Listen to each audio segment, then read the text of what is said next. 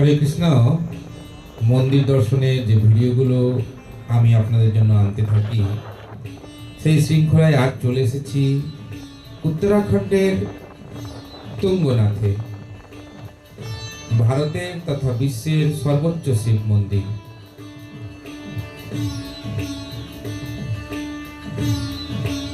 এখন আমরা আছি চোপতা ভ্যালিতে। চোপতার এই সুন্দর প্রাকৃতিক সৌন্দর্য দেখতে দেখতে আমরা চলে এলাম তুঙ্গনাথের দরজায়।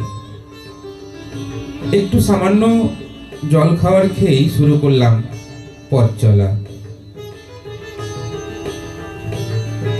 এইখান থেকেই শুরু তুঙ্গনাথের যাত্রাপথ। একটু ঘন্টা বাজিয়ে নিয়ে চলতে শুরু করলাম। উত্তরাখণ্ডের প্রত্যেকটা মন্দিরে গেলেই সরকারি তরফে এইরকম একটা ফলক চিহ্ন আপনারা দেখতে পাবেন। হঠাৎ করে রাত্রিবেলা বা অসময়ে যদি চলে আসেন, তবে আপনি এখানে রাত্রে থাকতেও পারেন।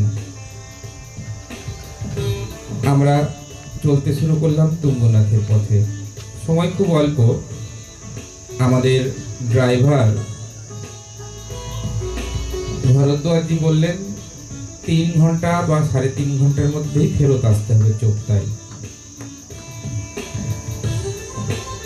কেদারনাথ থেকে পরশুদিন দর্শন করে আজ আমরা চলে এসেছি তুঙ্গনাথের পথে।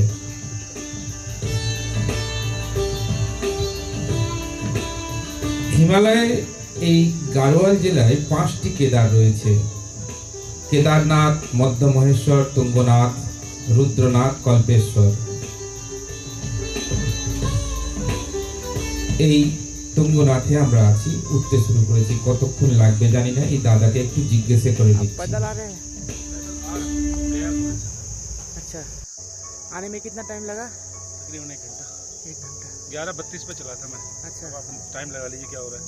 अच्छा। 12:40, 1 घंटा 10 मिनट हो गए। अच्छा। बीच में 2-3 बार घुसा भी।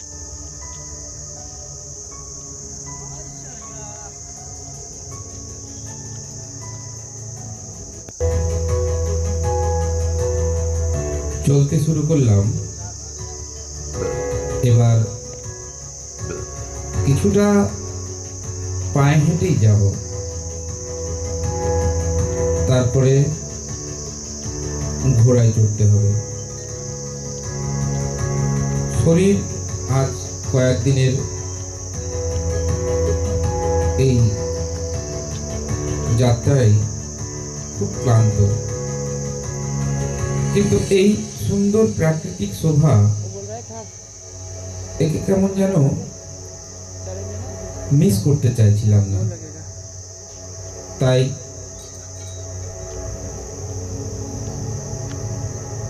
গুটি গুটি পায়ে এগিয়ে চললাম।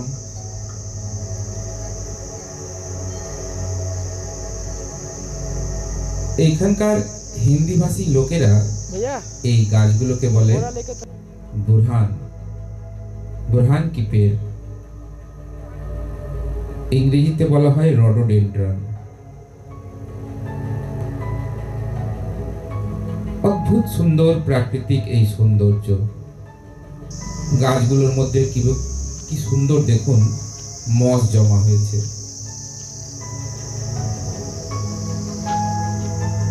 এমন ভাবে এই রাস্তার উপর হেলে পড়েছে যেন মনে হচ্ছে পথিকদের ছায়া দেওয়ার জন্য বোধহয়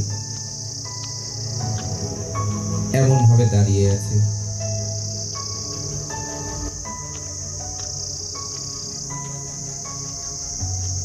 মহাদেব তুঙ্গনাথের দর্শন তো করবই, কিন্তু এই অদ্ভুত প্রাকৃতিক শোভা এটাও যেন কেমন একটা আলাদা করেই যেন পাওয়া হচ্ছে।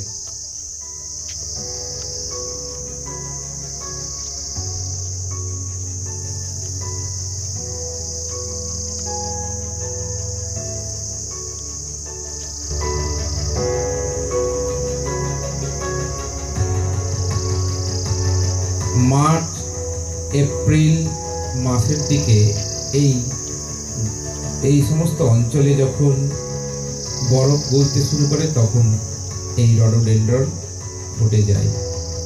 সমস্ত গাছগুলো লাল, সবুজ, সাদা রডোডেন্ড্রনে ভরে ওঠে। না জানি তখন কি প্রাকৃতিক শোভাই এখানে থাকে।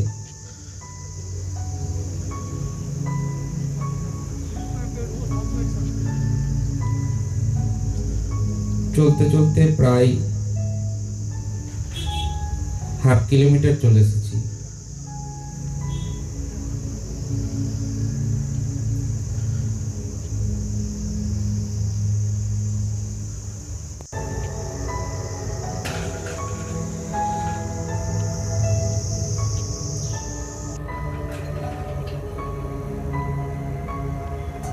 প্রচন্ড খাড়া চড়াই।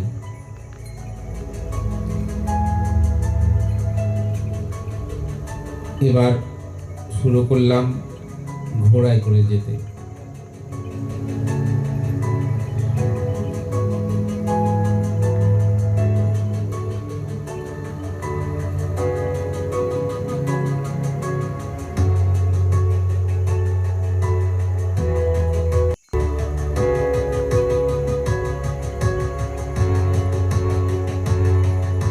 আমার এই চ্যানেল গৌড়ীয় বৈষ্ণব ধারায় যে মন্দির দর্শনের ভিডিওগুলো আমি আপনাদের জন্য আনতে থাকি, যদি ভালো লাগে চ্যানেলটিকে অবশ্যই সাবস্ক্রাইব করবেন, লাইক ও শেয়ার করবেন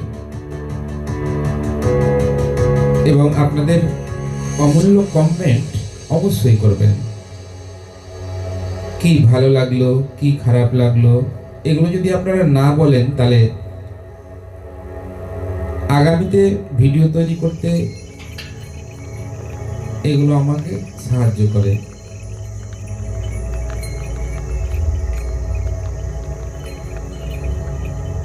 এই অদ্ভুত প্রাকৃতিক সৌন্দর্য,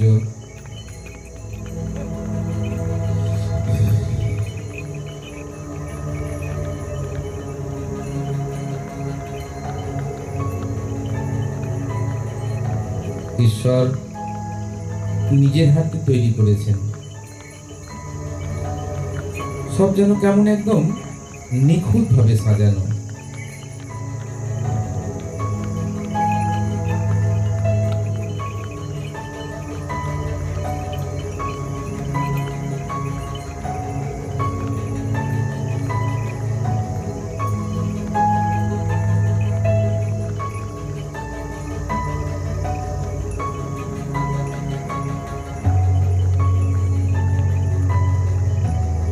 চারিদিকে সবুজের এই সমাহার, অদ্ভুত।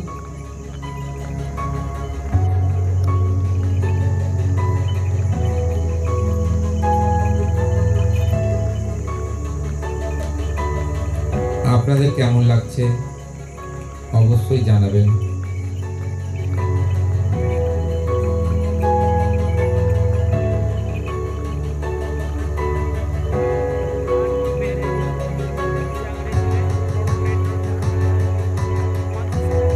এই চোপতা ভ্যালি এবং তুঙ্গনাথের এই সমস্ত জায়গা, একে ভারতের সুইজারল্যান্ড বলা হয়েছে। এমন প্রাকৃতিক সৌন্দর্য ভারতের আর কোথাও নেই। পাহাড়ের উপরে এমন সুন্দর ঘাসের এই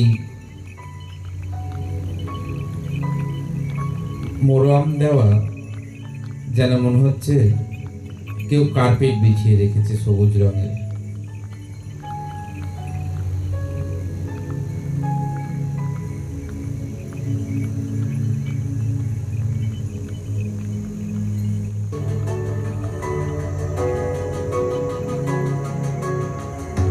আকাশ একদম পরিষ্কার। চলছি আমরা তুঙ্গনাথের পথে। চলতে চলতে একটু জিরিয়ে নেওয়া চলছে আর কি।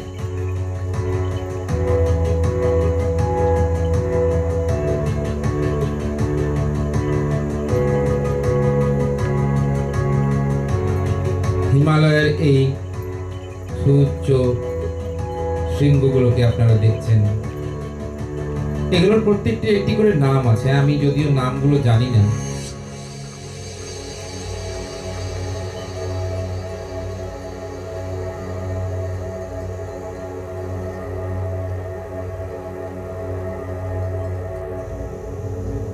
চলে এসেছি প্রায় 1.5 কিলোমিটার।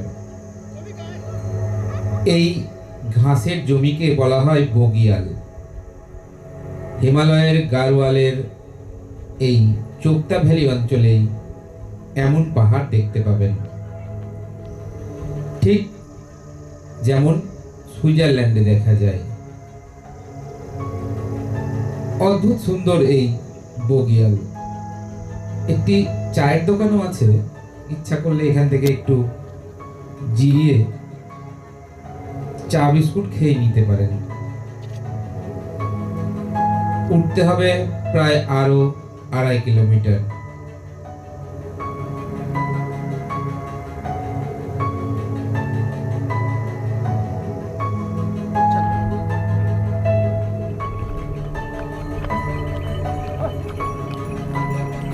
এই বগিয়ালটিকে দেখেই চলতে শুরু করলাম আবার।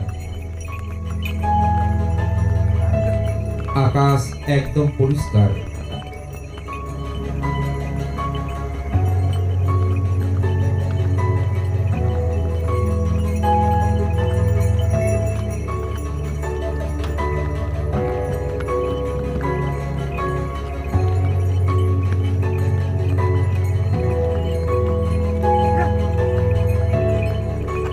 এরা এই মেন রাস্তা ছেড়ে দিয়ে একটু ধার ধার দিয়ে উপরে উঠছে।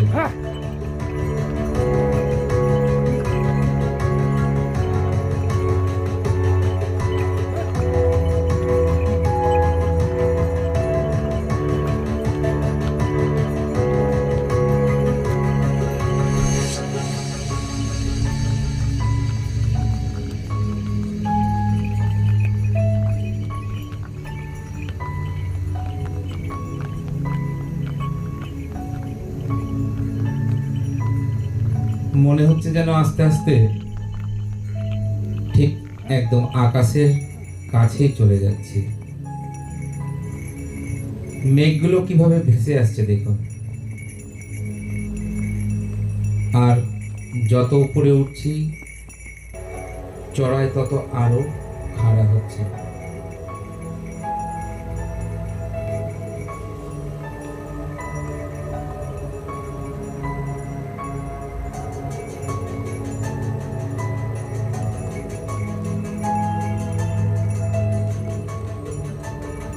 গিয়েছিলাম যমুনেত্রীতেও,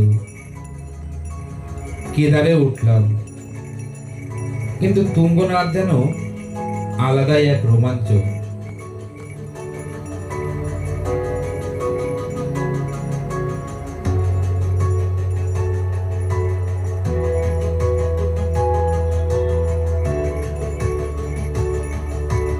রাস্তা খুব বেশি হলে 5 ফিট চওড়া, তার মধ্যে দিয়েই চলতে হচ্ছে।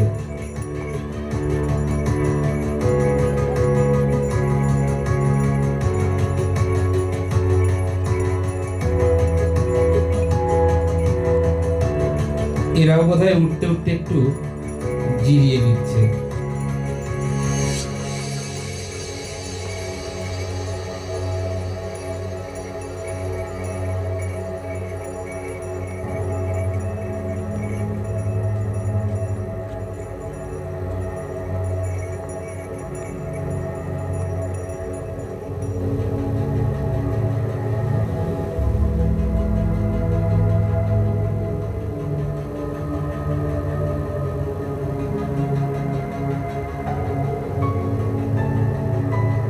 আর মাত্র 1/2 কিলোমিটার উঠলেই পৌঁছে যাব তুঙ্গনাথে।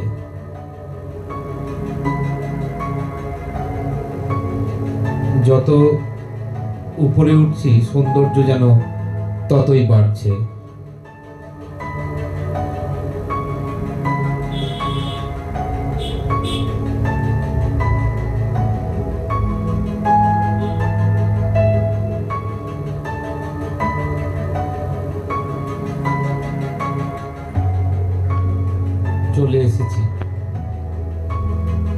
হচ্ছে আকাশকুণ্ড। তুঙ্গনাথের থেকে একটু নিচে।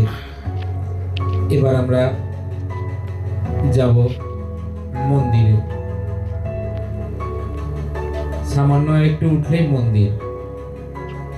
এগুলো সব কাজ চলছে। বহু প্রাচীন এই মন্দির। কথিত আছে যে পাণ্ডবরাই নাকি এই মন্দির স্থাপন করেছিলেন। মহাভারতের যুদ্ধের সমাপ্তি হওয়ার পর পাণ্ডবেরা এসেছিলেন কেদারনাথে। তারা কেদারকে দর্শন করবেন বলে, ভগবান কেদারনাথের দর্শন করবেন বলে। কিন্তু ভোলেনাথ বললেন যে আমি এদের দর্শন দিব না। তাই তিনি একটি মহিষের রূপ ধরে সেখানে বিচরণ করছিলেন। ভীম চিনতে পেরে যায় এবং সেই মহিষটাকে জোরে ধরেন। আর চেপে ধরার জন্যই মহিষের দেহ খণ্ড খণ্ড হয়ে যায়। এই তুঙ্গনাথের পরে ভগবান কেদারনাথের হৃদয় এবং তার দুই ভুজা।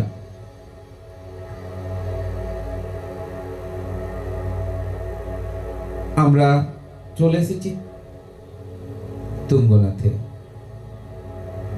সামান্য একটু আর উঠব, তারপরেই তুঙ্গনাথ চরম গন্তব্য।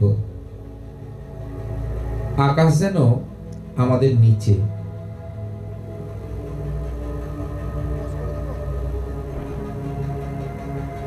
জয় ভোলে, জয় বাবা তুঙ্গনাথ।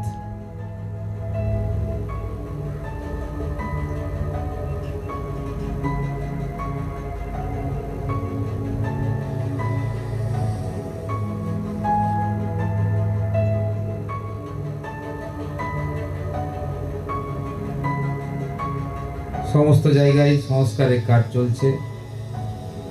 আপনারা ইচ্ছা করলে এখানে তুঙ্গনাথে রাত্রে থাকতেও পারেন। মন্দির কমিটির এই একটি থাকার জন্য ছোট্ট ধর্মশালা মতো করা আছে। খুব ভালো ব্যবস্থা না থাকলেও মোটামুটি। এইখান থেকেই যাওয়া যায় চন্দ্রশিলায়। সেই পথও দেখাবো।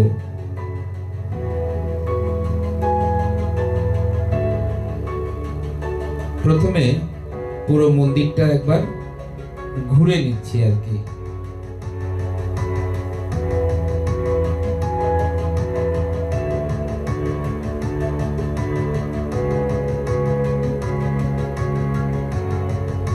এই যে রাস্তাটি দেখছেন, এইখান দিয়েই চলে যাওয়া যায় চন্দ্রশিলার দিকে। পরের কোনো এক ভিডিওয়ে আমরা চন্দ্রশিলাতেও যাব।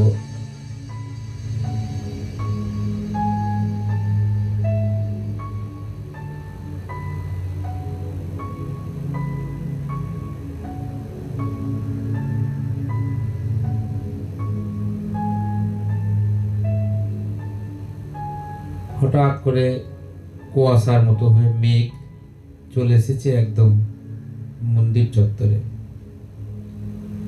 আমরা চলে এসেছি সেই চরম গন্তব্য। ভিডিওটি কেমন লাগছে অবশ্যই কমেন্টে জানাবেন। চ্যানেলটিকে সাবস্ক্রাইব করবেন এবং লাইক দিতে ভুলবেন না। আশা করি আগামীতে ভারতের প্রত্যেকটা তীর্থই আমি আপনাদের দেখাবো, যদি ভগবান আমাকে সাহায্য করেন। ভগবানের আশীর্বাদ থাকলে আমরা সমস্ত তীর্থই ঘুরব এবং শুধু আমি ঘুরবই না, আপনাদের আমি দেখাবো অবশ্যই।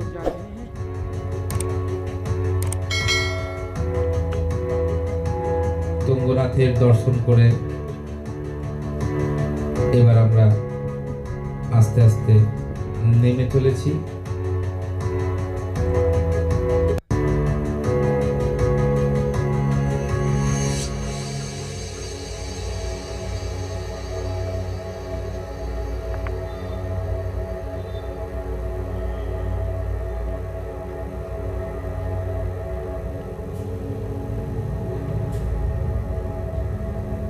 হরে কৃষ্ণ।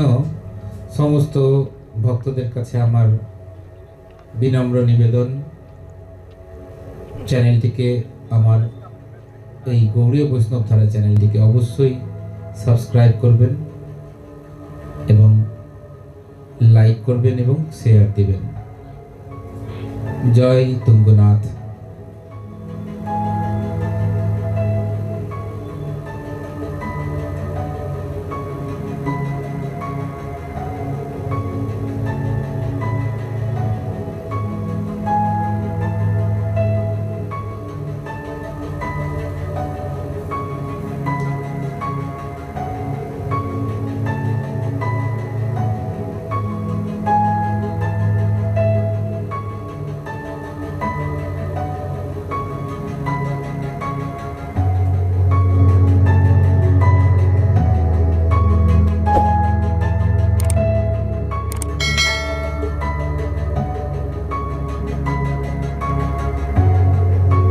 জয় ভোলেনাথ, জয় তুঙ্গনাথ।